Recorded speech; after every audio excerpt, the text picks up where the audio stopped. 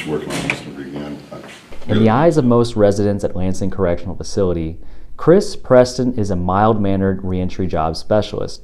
But in the eyes of people he works with, we call him Superman, is what we actually call him. I have that Superman complex. I want to help everybody because I love people. That's why I do this. I love people. I want to see people helped. I can't help everybody, but I try. And try he does, helping residents who are 120 days away from release, and they come to him with all kinds of issues. From housing, finding transportation to get to work, just having clothes to wear, knowing, addressing those drug, alcohol issues, what's going on in their families, what's going on with their children, bills to pay. Just finding food, addressing life, right? Some of these guys have, they've hit the bottom, and they don't have any of those resources available to them until they come to us. Preston also gets out to the community twice a week to talk with local businesses about hiring second chance workers. Shonda Cooper says Preston makes her job easy to do. He's like that middleman that does everything that gets them to be successful on the outside. Most of the guys that I know have a job when they come out, or they're pretty close to having that job because they've got the soft skills that they've learned in class or the resume that they've done. Coming out with our Respect Works program, coming out within having a job within 30 days is like 78% of our individuals in our program.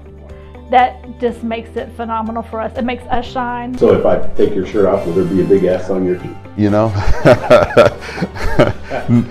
won't see the S, but it's in my heart. This is Michelle with the Department of Corrections. How are custodies going? Another KDOC worker who shines is Michelle Sullivan in central office. She started as an intern while in college 31 years ago. Today, Michelle and her team oversee the sentencing comp unit. We're responsible for factoring in the earliest release date and latest release date of an individual. That takes into account good time, and then discharge dates once they're out on supervision. After receiving the sentence from the court, Michelle and her team will go over the guidelines with a fine-tooth comb to make a precise date of release for that resident. We're just doing what the court has told us, but we do make a point, if we see something that we don't think is quite right, or we don't understand what they've done, then in turn we will question that. Again, sometimes it's wrong, sometimes it's not. It's just something new that maybe we're not aware of, but that's the whole point of what we do, is just to make sure that those individuals who come to DOC, who are remanded to DOC, they serve not one day shy of what they should serve, and they serve not one day longer than what they should serve, setting those parameters. And then the rest is up to them, because they can earn the good time or they don't. Although she prefers to stay out of the limelight, her work has garnered praise throughout her career, getting recognized as the Employee of the Year in 2014. My team believes in the same things. I mean, they want it to be right. They understand the impact that just because we're computing a sentence, that impacts everything. It impacts custody and classification, and maybe even whether a person gets to visit or when they get to visit. I mean, there's just every piece of what happens once they're inside those doors can lead back to what we set up. 326.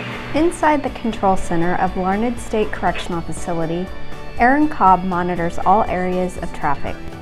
He's a 20-year veteran at LSCF. He says part of what we do in corrections is break down preconceived notions of what prison is like. There's a lot of times guys come in and puff the chest and I'm big and bad, or I'm in prison so I gotta act a certain way, and it's like, man, hold on, time out. That's not how that is. You know what I mean? It's a whole different style. Yeah. So getting them to change that mind process and thinking of, I can be me, I can be human. How are you doing? Doing all right? Need anything? Good. And part of being human is being a good communicator. That's how Alan Perez has handled it for 32 years at LSCF. His advice to new corrections officers is listen and understand, and then talk with respect. If you can't communicate with people, then you're going to have a problem. I mean, if you're going to go in and go gung-ho just because you're wearing this, that doesn't mean anything to them. You know, I mean, maybe some of them it does, but a lot of them, you know, it doesn't mean anything. That's not going to protect you. You have to be able to talk to them and listen to what they're saying. You know, just don't go gung-ho and just start writing them up. I mean, but, you know, I always tell them too that if you tell one of the residents that you're going to write them up, you better do it, because your first year or two is probably your hardest years here. And that's how I learned. I mean, you know, I didn't go in gung-ho when I first started doing this in my career, but I was able to communicate with everybody and just give them a chance and talk to them. And that's how, a big thing to me is communicating with them and respect. Working in corrections has many challenges. Another unsung hero of KDOC who is meeting those challenges, Donnie Hibbler, a mental health specialist. Aside from doing a plain sight search while spot checking a transitional house in Topeka, he's constantly looking for transitional houses to help people with mental health and sex crime issues. You guys can't help her fund her for the first We've been funding her for months.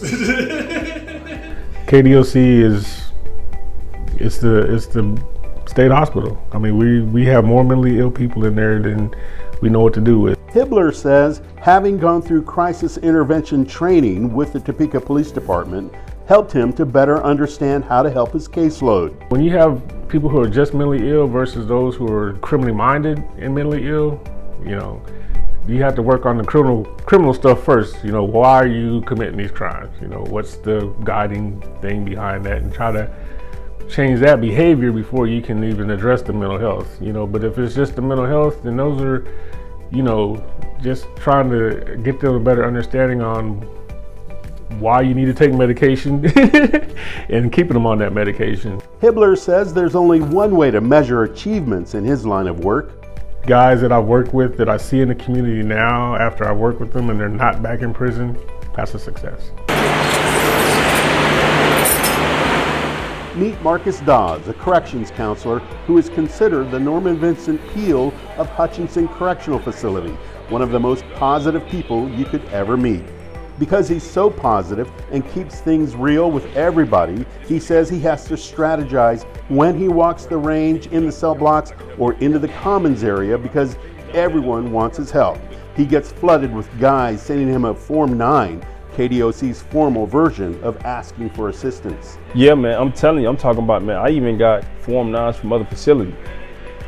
No lie. I'm talking about Form 9s to help them for whatever it may be.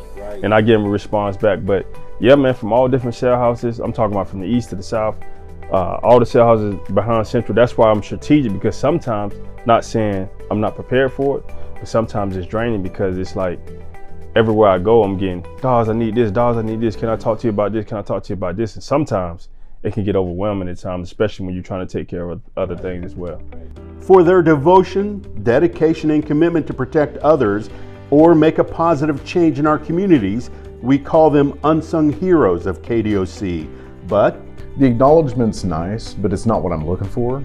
Realistically, being able to just plant a seed in somebody else, like the inmates or even other staff, I may not see the full benefits down the road. I can be hopeful of it, but just having that hope and then maybe seeing just little changes, small changes, step by steps, that's the real reward.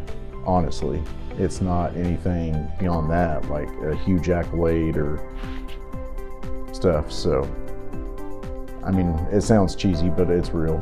to all of our workers at KDOC, we say thank you, not just because it's Correctional Officers Week, but for every week of the year.